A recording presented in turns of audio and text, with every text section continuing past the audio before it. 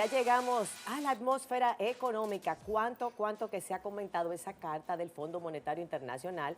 Porque, por supuesto, hablamos de grandes ligas, hablamos de esos organismos internacionales que ven la cosa desde afuera y pueden percibir el impacto global y hasta decir si es verdad o es mentira que lo estamos haciendo bien o mal. Y uno respeta a esa gente. Por eso, qué bueno que nos acompañan los economonstruos para poder analizar esa carta y entender este crecimiento tan esplendoroso del 7%, el mayor del hemisferio, que nos engalana y que de verdad que queremos celebrar en conjunto. Aquí a mi derecha, Rafael Espinal, profesor de la Escuela de Economía del INTEC, y aquí a mi izquierda, con la derecha, Héctor Guiliani Curi, tremendo economista también que todos conocen. Y don Héctor viene con su chivo ahí, viene preparado. Tengo como la jara con el papel. La prueba en la mano. Con los papeles. Interesantísimo, todo el mundo ha hablado, señores, de esta carta, del Fondo Monetario Internacional, porque obviamente cuando vemos estos organismos que ya se hacen públicos con opiniones específicas, pues todo el mundo le presta atención. Cuéntanos, Héctor, ¿qué podemos resumir de esta carta? Mira, yo estoy de acuerdo con el Fondo Monetario Internacional y yo lo he venido diciendo desde hace tiempo de que la economía dominicana es una economía que está muy bien. Ahora, ¿qué nos dice el fondo? El fondo nos dice que la economía dominicana creció a un 7% el año pasado, que eso permitió aumentar el ingreso real, atraer a la fuerza laboral o a trabajar personas que antes estaban desalentados y no podían conseguir trabajo, y a incorporar también, sí, a incorporar muchas personas también al mercado laboral. Nos dice también que esto ha sido, que la posición externa es también una posición robusta, la inflación es baja, y también que la economía en general está muy bien, es decir, saludable, exactamente.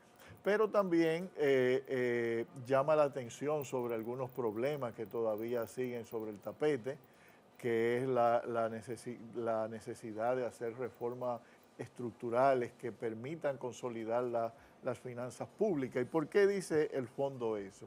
Porque generalmente en una economía que está creciendo, tú no esperarías que un gobierno se esté endeudando.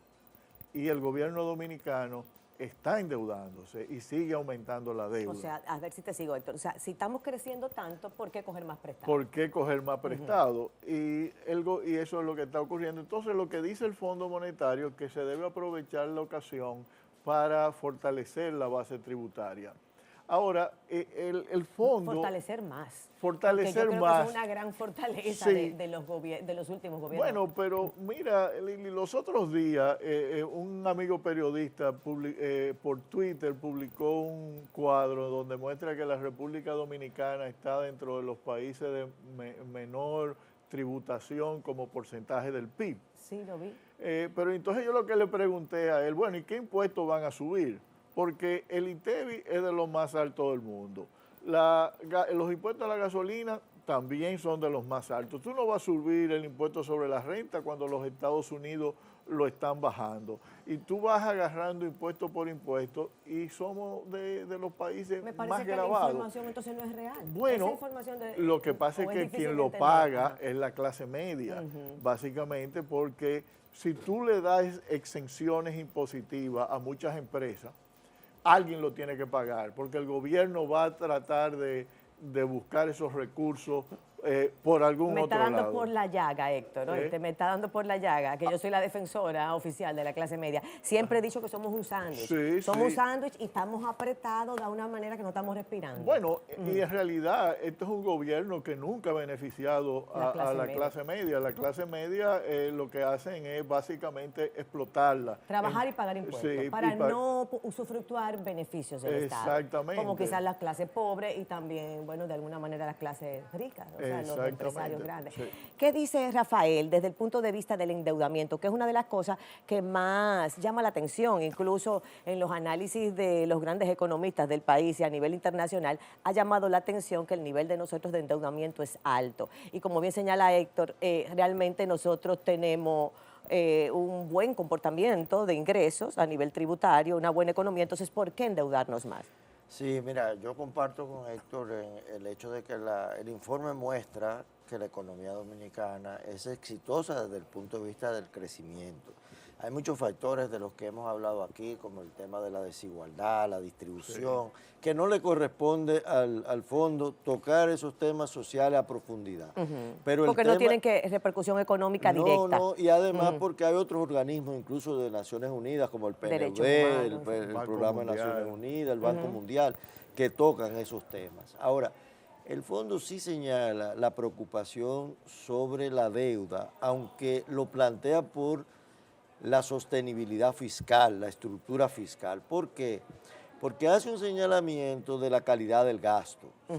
que es un tema que tiene mucha importancia cuando se habla de la estructura fiscal, porque no solamente hay que verlo por la vía de las recaudaciones, de los impuestos, sino por el gasto que no se hace efectivo. Por ejemplo, critica el Sí, porque hay, subsidio hay un ingreso por impuesto que debe ser invertido en algo que genere un retorno que al genere Estado. retorno Entonces, la, y la parte dudosa es ese retorno. claro, el retorno y además que ese gasto vaya dirigido directamente a aquellos sectores que deben ser desarrollados, por ejemplo, la infraestructura, los sectores sociales, y hace el señalamiento directo del subsidio eléctrico y el tema del déficit del sector eléctrico, que es un tema que genera deuda porque cuando hay un déficit en el sector eléctrico y hay que destinar una cantidad de recursos públicos a cubrir ese déficit, que además es un subsidio generalizado que va sin distinguir quién es pobre y quién es rico, quién Indiscriminadamente. indiscriminado. Entonces, ese señalamiento del fondo es muy oportuno porque yo entiendo que este informe en particular tiene la importancia de que se hace un año preelectoral y debería ser tomado por los aspirantes a la presidencia de la República como una plataforma de propuestas que deben ser consideradas, porque el fondo hace varios señalamientos sobre aspectos que están pendientes de la economía dominicana Para que no se hagan de la vista gorda, para que sean resueltos en un mediano plazo. que es lo más urgente, la prioridad. Fíjate que el 7% es lo que yo quisiera saber de dónde viene. Porque entonces, digamos, bueno, está la alarma de que estamos endeudándonos, está definido que no somos de los países que generan mayor cantidad bueno, vamos a decir que cobran mayor cantidad de impuestos, que realmente estamos entre los más bajitos de la región, como tú señalabas, Héctor. Entonces, sin embargo, tenemos el crecimiento más grande. Entonces, ¿dónde está ese 7% de crecimiento? Mira, ¿Cuánto es deuda, endeudamiento? ¿Cuánto es impuesto?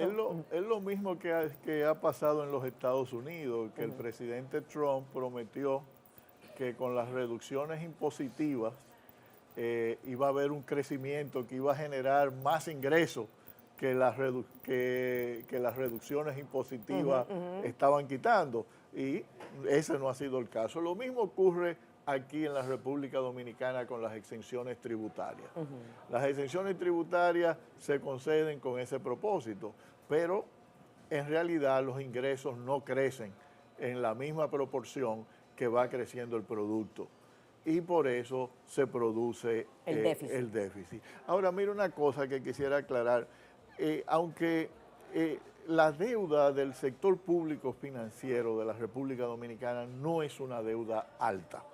Es un 39, un 38% del PIB. Y el ajuste que se requeriría para nivelar, estabilizar el crecimiento de la deuda es de 0,5% del PIB.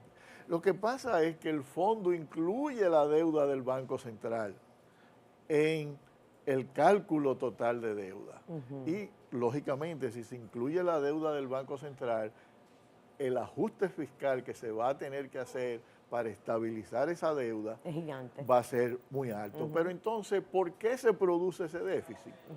Yo creo que lo mencioné en el anterior programa, que el Banco Central quiere acumula reservas.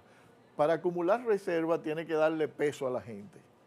Pero para evitar esos pesos que pone en circulación, para evitar que creen inflación, viene y emite certificados del Banco Central a una alta tasa de interés.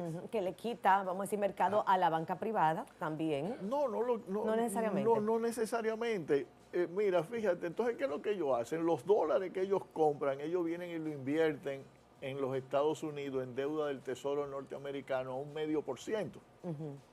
Pero aquí entonces vienen y emiten certificados a un 10%. Y es esa brecha, entre la tasa de interés de los dólares y de los pesos, que produce un desencaje. Un déficit cuasi fiscal de grandes proporciones. Sí, pero muy interesante, porque al final lo que pasa es que lo estamos pagando más caro y cuando represtamos no podemos recuperar lo que estamos pagando en el financiamiento internacional. Exactamente, y entonces también, fíjate, eso es dinero que simplemente va a ir a financiar un déficit para pagarle intereses principalmente a grandes empresas. Claro. Y a grandes inversionistas que se están beneficiando de ese mercado. No es a personas de la población, donde si el gobierno... No es a nivel de masas. No es a nivel de masas. Si el gobierno usara ese dinero para invertirlo en mejorar las condiciones de vida de los que más lo necesitan, entonces otro sería... Incluyendo a la clase media. Incluyendo la clase media. Que hay que crear política específica para la clase media, que son los cerebros, son las bujías que manejan, vamos a decir, el crecimiento de los pueblos y de esta media isla. Vamos a una pausa y regresamos de una vez con mucho más de este contenido, analizando con los economontos esta carta del FMI y las implicaciones para nuestro país.